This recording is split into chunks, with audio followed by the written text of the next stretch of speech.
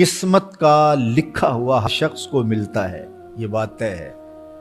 مجھے اور آپ کو وہی مل رہا ہے جو ہماری قسمت میں لکھا ہے، اس سے ایک حبہ بھی، ایک دانہ بھی کم نہیں ملے گا اور ایک زیادہ نہیں ملے گا۔ صحیح حدیث ہے، بخاری کی دیگر کتب حدیث میں موجود ہے، جب بچہ شکم مادر میں 120 دن کا ہوتا ہے تو 4 ماہ کا جب بچہ شکم مادر میں ہوتا ہے تو اس کی روح پھونکی جاتی ہے، تو فرشتہ آ کے اس کی عمر بھی لکھ جاتا ہے، اس کا شقی و سعید ہونا بھی لکھ جاتا ہے، اور اس کا رزق بھی لکھ جاتا ہے۔ تو رزق جو لکھا گیا وہ ہمیں ملے گا، اور جب جب ملنا ہے تب تب ملے گا۔ جو لکھا گیا ہے وہ بہر صورت ہمیں حاصل ہوگا۔ اب وہ جو ہماری قسمت کا رزق ہے اس کے حصول کا ذریعہ کیا ہے؟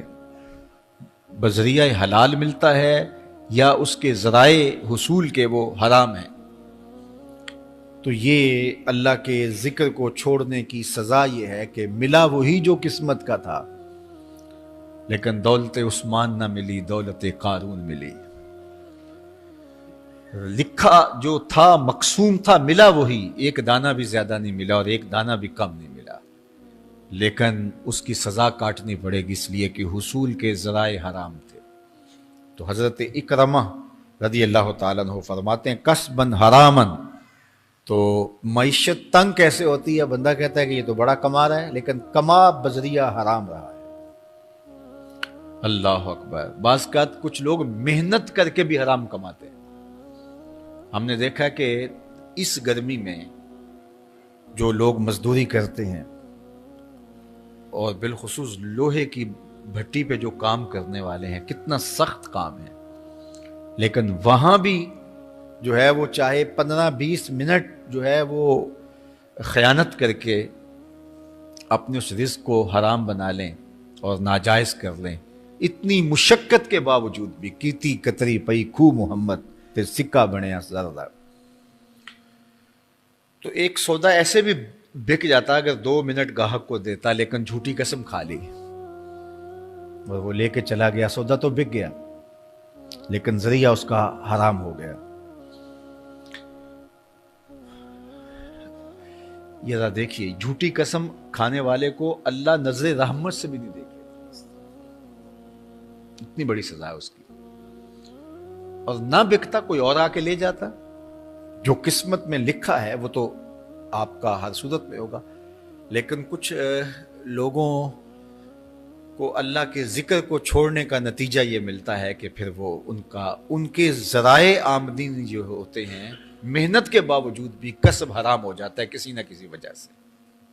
کئی لوگ دودھ اکٹھا کرتے رہتے ہیں، آخر میں ایک قطرہ پیشاب کا ڈال دیتے ہیں۔ سادہ مثال آپ کے سامنے رکھوں، کتنی محنت سے وہ کیا تھا، تو اپنی ساری محنت کو ضائع کر دیتے ہیں اور حرام کا ٹانکا لگا دیتے ہیں، ایک قطرے سے وہ سارا ضائع کر بیٹھتے ہیں۔ تو یہ اللہ کے ذکر سے منہ موڑنے کا نتیجہ ہے۔ جب تمہارے دل اللہ کی یاد سے خالی ہو جائیں گے، تمہاری زندگیوں میں قرآن نہیں ہوگا، تمہاری زندگیوں کے اندر اسلام کے اجالے نہیں ہوں گے، تو پھر نتیجہ کیا ہوگا کہ معیشت دنک کیا ہے؟ کسبن حرامن۔ دوسرا معنی کہ تنگ زندگی، تلخ زندگی، جو حضرت عبداللہ ابن عباس سے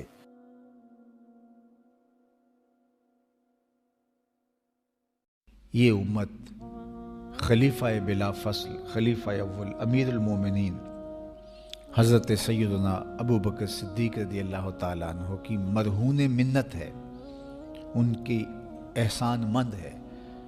اقبال نے کہا تھا امن الناس بر مولائے ما، کلیم اول سینائے ما، ہستی او کشت ملت راچوں ابر، ثانی اسنین و غار و بدر و قبر۔ کہتے ہیں کہ وہ شخص جس نے ہمارے آقا و مولا پہ سب سے زیادہ احسانات کیے، اور میرے آقا کریم نے ارشاد فرمایا میرے اوپر جس نے بھی کوئی نیکی کی میں اس کا بدلہ چکا دیا دنیا پر ہی، لیکن ایک ابو بکر ایسے ہیں جن کی نیکیوں کا بدلہ قیامت کے دن رب ہی چکائے گا۔ یہ حضور علیہ السلام نے ارشاد فرمایا، اور پھر میں ما نفعنی مال احد قط، ما نفعنی مال ابی بکر، مجھے کسی کے مال نے اتنا نفع نہیں دیا جتنا ابو بکر کے مال نے نفع دیا. اپنا سب کچھ حضور کی راہوں میں نچھاور کر دیا. مال پیش کیا، جان پیش کی، اولاد پیش کی، وقت دیا، ایک ایک سانس حضور کے نام کر دی. کہتے ہیں حضور علیہ السلام کا سایہ نہیں تھا، لیکن ابو بکر رضی اللہ تعالیٰ عنہ سایہ بن کے حضور کے ساتھ رہے، سائے کی طرح حضور کے ساتھ رہے. بدر کے ساتھی، حضر کے ساتھی، سفر کے ساتھی، غار کے ساتھی، حد ہو گئی مزار کے ساتھی. اللہ اکبر. ایک دن حضور ایسے نکل رہے ہیں مسجد نبوی سے تو کوئی لوگ داخل ہو رہے تھے، تو حضور کے دائیں ہاتھ میں ابو بکر کا ہاتھ تھا، بائیں میں حضرت عمر کا ہاتھ تھا. تو حضور ایسے دونوں کے ہاتھ پکڑ کے باہر نکل رہے تھے، تو کسی کو اندر آتے دیکھا تو اس کو دیکھ کر کے کہا قیامت کے دن ہم قبروں سے یوں ہی اٹھائے جائیں گے، میرے دائیں ہاتھ میں ابو بکر کا ہاتھ ہوگا، بائیں ہاتھ میں عمر کا ہاتھ ہوگا. اللہ اکبر. سیدہ کہول اہل الجنہ، جنت کے بوڑھوں کا سردار کہا. ابو بکر فی الجنہ، جنت کی بشارت دی. عشرہ مبشرہ میں سے پہلا نام حضرت ابو بکر رضی اللہ تعالیٰ عنہ کا ہے. فرمایا میرے 2 وزیر آسمان پہ ہیں، 2 وزیر زمین پہ ہیں. آسمان پہ میرے 2 وزیروں کا نام جبرائیل و میکائیل ہے، اور زمین پہ اوپر میرے 2 جو وزیر ہیں، ایک کا نام ابو بکر ہے، ایک کا نام عمر ہے. تو کیا شان ہے حضرت ابو بکر صدیق رضی اللہ تعالیٰ. ہر نبی کا صحابی عظمتوں کے معراج پہ ہے، لیکن جو شان حضور کے اس جان نثار کو دی گئی ہے، اللہ اکبر. قرآن نے بھی کہا نا وَثَانِيَ اثْنَيْنِ إِذْ هُمَا فِي الْغَارِ. اللہ اکبر. 2 میں سے دوسرا، اللہ اکبر، جب وہ غار میں تھے، 2 میں سے دوسرا. اس لفظ کی خوبصورتی ملاحظہ کیجئے، 2 میں سے دوسرا. حضرت عمر کہا کرتے تھے، حضرت صدیق اکبر کا ذکر کرتے ساتھ رو پڑتے اور کہتے کہ ابو بکر میری ساری زندگی کی نیکیاں لے لیں، وہ غار والی ایک نیکی مجھے دے دیں. ساری نیکیاں زندگی کی ابو بکر لے لیں، ایک نیکی غار والی مجھے دے دیں. تو ان کی ساری نیکیاں ایک طرف اور ابو بکر کی ایک نیکی ایک طرف. اور حضرت عمر کہا کرتے تھے کاش میں ابو بکر کے سینے کا بال ہی ہوتا. کوئی کم شان ہے؟ یہ حضرت عمر کہہ رہے ہیں. یہ عمر جس کے بارے میں میرے حضور علیہ السلام نے فرمایا کہ میرے بعد اگر نبوت کا دروازہ بند نہ ہوا ہوتا، میرے بعد اگر کسی نے نبی ہونا ہوتا تو وہ عمر ہوتا. اتنی شانوں کے مالک. ان الشیطان یفر من ظل عمر، شیطان عمر کے سائے کو دیکھ کے بھاگ جاتا ہے. وہ عمر کہہ رہے ہیں کاش میں ابو بکر کے سینے پر لگا ہوا بال ہی ہوتا.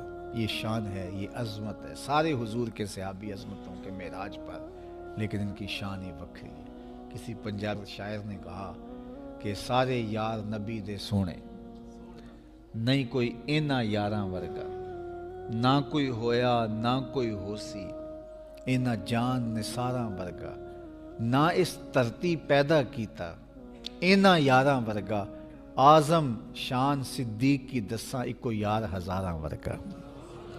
وہ عظمتوں کی کس معراج پہ امن الناس بر مولائے ماں، کلیم اول سینائے ماں، ہستی او کشت ملت راچو ابر، ثانی سنین و غار و بدر و قبر.